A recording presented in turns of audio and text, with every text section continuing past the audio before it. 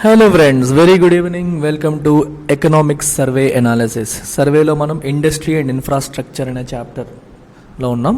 So దీంట్లో మనం part 5కి వచ్చేసాం. సో పార్ట్ 5 స్టార్ట్ చేసే ముందు let me remind you about the 50K celebration offers that are running today. యూపీఎస్సికి గ్రూప్ 1కి కూడా స్పెషల్ 10,000 రూపీస్ ఆఫర్ అనేది రన్ అవుతుంది. అలాగే ఎన్సీఆర్టీ ఫౌండేషన్ అండ్ ఆప్షనల్స్కి 10% ఆఫ్ అనే ఆఫర్ రన్ అవుతుంది. If you are interested, use this opportunity and get into our system. ఈ నెంబర్కి మీరు కాల్ చేయండి. ఈ నెంబర్కి కాల్ చేసేసి మీరు వివరాలన్నీ కనుక్కొని వచ్చేయండి. Right, so let's get into today's portion. Electronics industry ఇక్కడ వరకు లాస్ట్ టైం చదివేసాము. So let's look at this particular portion called electronics industry. సో ఇందులో మనకి మీరు చూస్తే అంతా చదవాల్సిన అవసరం లేదమ్మా. ఇంపార్టెంట్ ఏరియాస్ మాత్రం నేను హైలైట్ చేస్తూ వెళ్తాను. జస్ట్ నేను ఏవైతే హైలైట్ చేస్తున్నానో I want you to focus on those areas. మరి ఇంకేమీ మీరు చదవాల్సిన పని లేదు. చూడండి, గవర్నమెంట్ ఏమో it accords high priority to electronics మ్యానుఫ్యాక్చరింగ్కి ఇంపార్టెన్స్ ఇస్తుంది. అందుకనే there is a separate national policy for electronics 2019 అనేది కూడా లాంచ్ చేయడం జరిగింది. ఎలక్ట్రానిక్స్ డిజైన్లో మరియు మ్యానుఫ్యాక్చరింగ్లో ఇండియాను ఒక గ్లోబల్ హబ్గా చేయాలి. ఈఎస్డిఏ, ఈ పేర్లు చూసుకోండి. ఈఎస్డిఎం అంటే ఏంటి? Electronic system design and manufacturing. Global హబ్గా చేయాలని చెప్పి ఇండియా ప్రయత్నం చేస్తుంది. మరి ఈ నేషనల్ పాలసీ ఆన్ ఎలక్ట్రానిక్స్ ఏం చేసిందంట చూడండి. It attempts to catalyse the growth of Indian electronics ecosystem.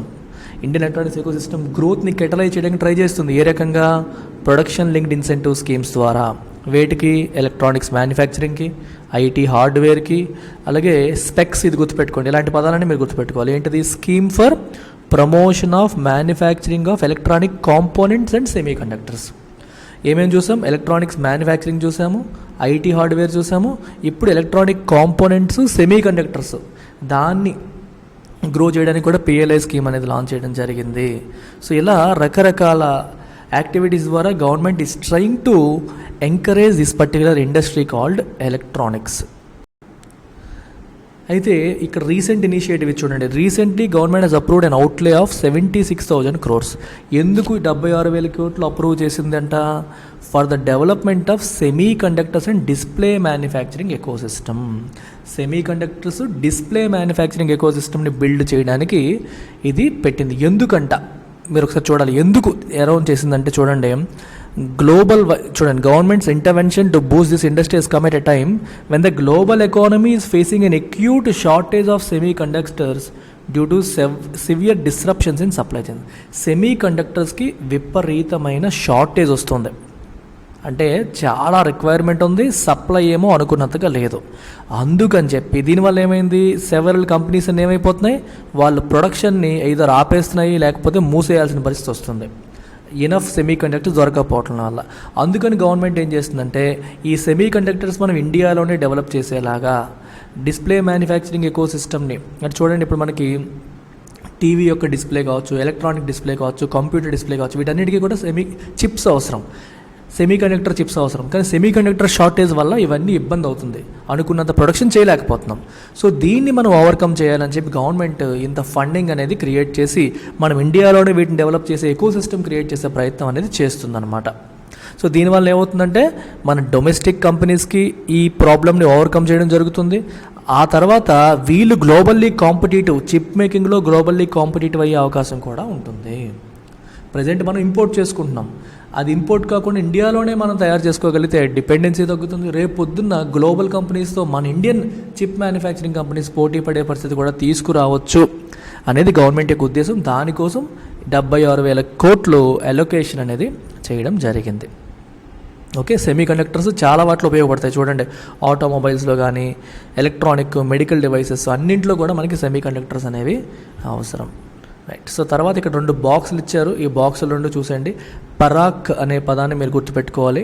ఈ పరాక్ అనేది ఏంటి? ఒక యూనిఫైడ్ ల్యాబొరేటరీ నెట్వర్క్. అంటే ఇండియాలో ఉన్న అన్ని ల్యాబొరేటరీస్ని అనుసంధానం చేస్తూ, ఎటువంటి ల్యాబొరేటరీస్? ఎలక్ట్రానిక్స్ని సర్టిఫై చేసే ల్యాబొరేటరీస్. చూడండి, టెస్టింగ్, సర్టిఫికేషన్ అనేది చాలా ఇంపార్టెంట్. కాబట్టే ఈ పరాక్ అనే పోర్టల్ని ఇండియా 2021లో లాంచ్ చేసింది. మీకు క్వశ్చన్స్ ఎలా అడగవచ్చు? Consider the following statements with respect to Parakh అంటారు. పరాక్ అనేది ఏంటి? It's a unified laboratory network. ఇది ఏం చేస్తుంది చూడండి, దేశంలో ఉన్న అన్ని అక్రెడిటెడ్, సర్టిఫైడ్, రికగ్నైజ్డ్ ల్యాబొరేటరీస్ని జియోగ్రాఫికల్ ఇన్ఫర్మేషన్ సిస్టంలో మ్యాప్ చేస్తారు. అంటే ఫర్ ఎగ్జాంపుల్ ఇండియన్ మ్యాప్ తీసుకుంటే ఇవ్వండి, ఇక్కడ ఒకటి ఉంది, ఇక్కడ ఒకటి ఉంది, ఇక్కడ ఒకటి ఉంది, ఇక్కడ ఒకటి ఉంది.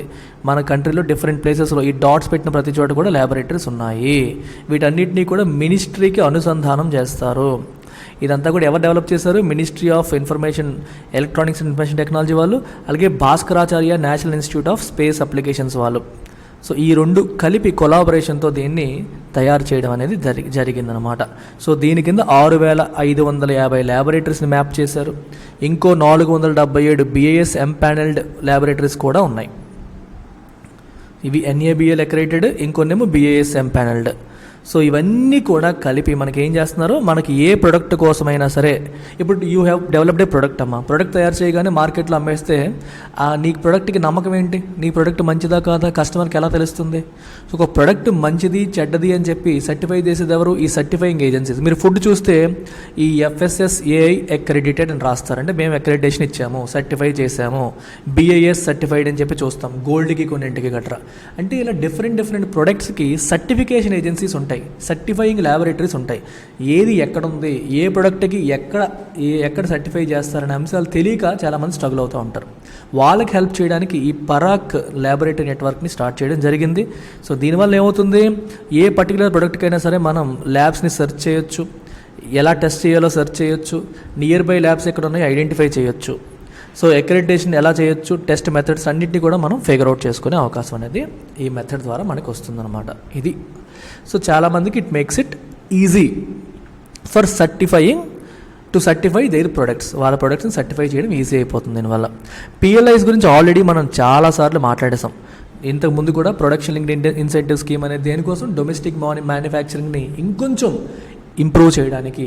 ప్రజెంట్ ఎంతైతే మ్యానుఫ్యాక్చర్ చేస్తున్నారో దానికంటే ఈ ఇంక్రిమెంటల్ మ్యానుఫ్యాక్చరింగ్, అడిషనల్ మ్యానుఫ్యాక్చరింగ్ మన డొమెస్టిక్ కంపెనీస్ ద్వారా చేయించడానికి గవర్నమెంట్ PLI స్కీమ్ తీసుకొచ్చింది. దీనివల్ల ఏంటి ఉపయోగం?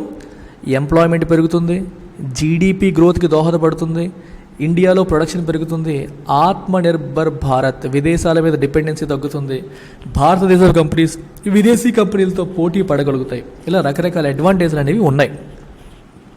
అది గవర్నమెంట్ యొక్క ఆబ్జెక్టివ్. చూడండి, the objective of the scheme is to Boost domestic manufacturing in sunrise and strategic sector. Sunrise అంటే కొత్త అని, స్ట్రాటజిక్ అంటే ప్రభుత్వానికి స్ట్రాటజికల్గా వ్యూహాత్మకంగా ఇంపార్టెంట్ సెక్టర్స్ ఏవైతే ఉన్నాయో వాటిని ఇంప్రూవ్ చేయడానికి ఈ స్కీమ్ అనేది హెల్ప్ అవుతుంది. We spoke about it multiple times, అందుకే మళ్ళీ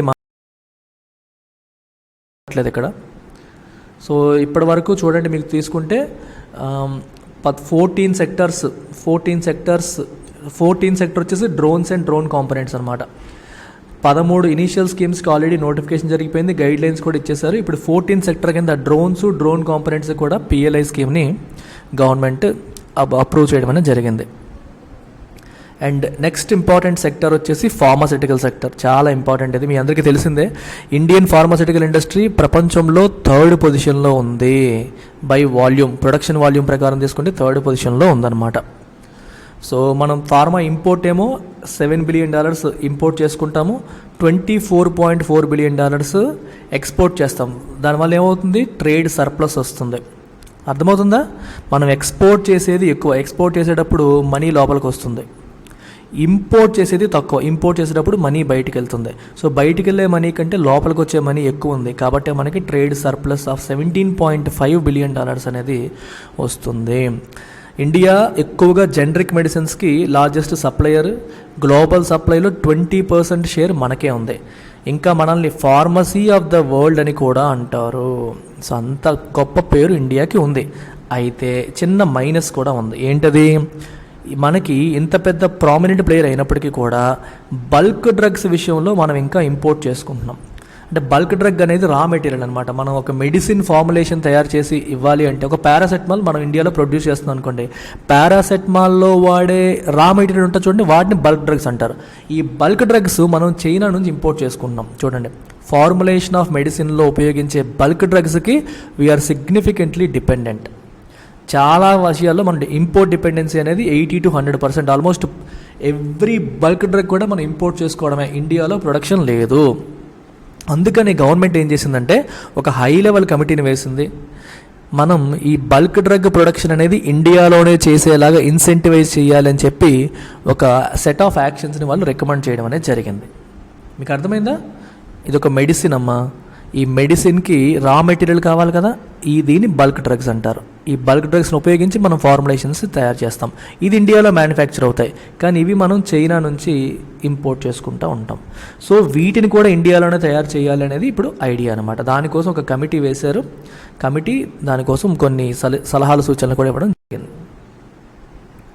సో ఇప్పుడు మీరు చూడాల్సింది ఏంటంటే ఈ గవర్నమెంట్ ఇనిషియేటివ్స్ ఏం తీసుకుంది ఫార్మాసిటికల్ ఇండస్ట్రీలో. మీకు ఎప్పుడు కూడా ఎగ్జామ్ పాయింట్ ఆఫ్ వ్యూలో చూడాల్సిందంతా కూడా initiatives taken by the government A initiatives తీసుకుంది. మొదటిది ఇప్పుడే మాట్లాడాను, బల్క్ డ్రగ్ పార్క్స్ని ప్రమోట్ చేయడానికి ఒక స్కీమ్ తీసుకొచ్చింది. రైట్, ఇండియాని బల్క్ డ్రగ్లో కూడా గ్లోబల్ లీడర్ చేయాలి అనేది objective. So Indian bulk drug ఇండస్ట్రీని ఒక గ్లోబల్ లీడర్గా చేయాలి. ఇంపోర్ట్స్ చేసుకోవడం కాదు, మనమే ప్రొడక్షన్ చేసి వరల్డ్ అంతా కూడా ఎక్స్పోర్ట్ చేసే పరిస్థితి తీసుకురావాలనేది ఆబ్జెక్టివ్తో బల్క్ డ్రగ్ పార్క్స్ని మనం క్రియేట్ చేయాలని చెప్పి స్కీమ్ తీసుకురావడం అనేది జరిగింది. సో దానికోసం వరల్డ్ క్లాస్ ఇన్ఫ్రాస్ట్రక్చర్ ఫెసిలిటీస్ని గవర్నమెంట్ ప్రొవైడ్ చేస్తుందన్నమాట. నెక్స్ట్ వచ్చేసి బల్క్ డ్రగ్స్ కోసం PLI కూడా లాంచ్ చేసింది. అంటే బల్క్ డ్రగ్ ఇండస్ట్రీలో ఎవరైతే ఎడిషనల్ ఇన్వెస్ట్మెంట్స్ చేస్తారో, ప్రజెంట్ ఉన్న దానికంటే ఎడిషనల్ ఇన్వెస్ట్మెంట్స్ చేస్తారో, కొత్తగా ఎవరైతే ఫ్యాక్టరీలు పెడతారో, కొత్తగా ఎవరైతే ప్లాంట్స్ ఎస్టాబ్లిష్ చేస్తారో వాళ్ళకి గవర్నమెంట్ ఇన్సెంటివ్స్ ఇస్తుంది, సర్టెన్ బెనిఫిట్స్ అనేది ఇస్తుందన్నమాట. అందుకని PLI స్కీమ్ ఫర్ బల్క్ డ్రగ్స్ని కూడా అప్రూవ్ చేశారు. 6,940 కోట్లు దానికి నెక్స్ట్ 8 yearsకి కేటాయించడం అనేది జరిగింది. రైట్, అలాగే ఫార్మాసిటికల్స్కి, జనరల్ ఫార్మాసిటికల్స్కి కూడా PLI స్కీమ్ అనేది ఆల్రెడీ అప్రూవ్ అయ్యింది. దీనికోసం 15,000 కోట్లు కేటాయించడం అనేది జరిగింది. ఇవన్నీ మనకు తెలిసిందే. అంటే బల్క్ డ్రగ్స్కి కేటాయించారు, రెగ్యులర్ మెడిసిన్ ఫార్ములేషన్స్ కూడా కేటాయించడం అనేది జరిగింది. ఇంకా చూడండి, మెడికల్ డివైసెస్కి కూడా PLI స్కీమ్ అనేది అప్రూవ్ చేశారు. అంటే ఫార్మాసిటికల్లోనే మనకి 3, బల్క్ డ్రగ్స్ కోసం, మెడికల్ డివైసెస్ కోసం, రెగ్యులర్ ఫార్మాసిటికల్స్ కోసం, 3ంటికి కూడా PLI స్కీమ్స్ అనేవి ఉన్నాయి. ఓకేనా, PLI స్కీమ్స్ అనేవి ఉన్నాయి. సో దీనికి వచ్చేసి 3,420 కోట్లు. ఇది దేనికి only applicable to green field project. Green field అంటే కంప్లీట్లీ న్యూ ప్రాజెక్ట్స్కి మాత్రమే ఇది అప్రూవ్ చేస్తారు. ఆల్రెడీ ఉన్న వాళ్ళు కొత్తగా పెడతారంటే ఇది అప్రూవ్ ఎవ్వరు. కొత్తగా గ్రీన్ ఫీల్డ్ అంటే కంప్లీట్లీ న్యూ అనమాట. ఇప్పుడు ఎయిర్పోర్ట్ తీసుకోండి, శంషాబాద్లో స్థలం తీసుకొని కొత్తగా ఎయిర్పోర్ట్ కడితే అది గ్రీన్ ఫీల్డ్ ఎయిర్పోర్ట్. బేగంపేట ఎయిర్పోర్ట్ని మోడిఫై చేస్తే అది బ్రౌన్ ఫీల్డ్ అవుతుంది. బ్రౌన్ ఫీల్డ్ అంటే ఆల్రెడీ ఉన్నదాన్ని మోడిఫై చేయడం, గ్రీన్ ఫీల్డ్ అంటే కంప్లీట్గా కొత్తది పెట్టడం. సో ఇలా కంప్లీట్గా కొత్తగా ఎవరన్నా తీసుకొస్తే దానికి మాత్రమే ఇది అప్లై అవుతుంది అనమాట. మెడికల్ డివైసెస్కి సంబంధించిన ఈ పర్టికులర్ స్కీమ్ దానికి మాత్రమే అప్లై అవుతుంది. ఇది మీరు గుర్తుపెట్టుకోవాల్సిన అంశం. అంతకంటే మీరు ఎడిషనల్గా చదవాల్సింది లేదు. నెక్స్ట్ పోర్షన్లో నేను ఇన్ఫ్రాస్ట్రక్చర్ మొదలు పెడతాను. This is very very very very very important. ఇక్కడ నుంచి డైలీ వస్తాయి మీకు. Will try to finish everything by 15th మే కల్లా కంప్లీట్ ఎకనామిక్ సర్వే కంప్లీట్ చేసే ప్రయత్నం నేను చేస్తానమ్మా. సో ఇది కూడా మీరు చూసేసుకోండి. ఒకవేళ ఇండియన్ ఎకానమీ మీకు ఇబ్బందికరమైన సబ్జెక్ట్ లాగా అనిపిస్తే you can take my course. కేవలం 5,000 రూపీస్ పే చేసి మీరు ఇండియన్ ఎకానమీ కోర్స్ నాది జాయిన్ అయిపోవచ్చు. Comes with life time validity. Every year కొత్తగా వచ్చేవన్నీ కూడా మీకు అప్డేట్ అవుతూ ఉంటాయి. అలాగే హిస్టరీకి, పాలిటీకి, జోగ్రఫీకి కూడా వీడియోస్ ఉన్నాయి. మీరు లైఫ్ టైం వ్యాలిడిటీతో వీటిని కూడా పొందొచ్చు. కేవలం 5,000 పే చేసి ఇక్కడ నెంబర్ మీరు కాంటాక్ట్ చేసి జాయిన్ అవ్వాలంటే any time you can join.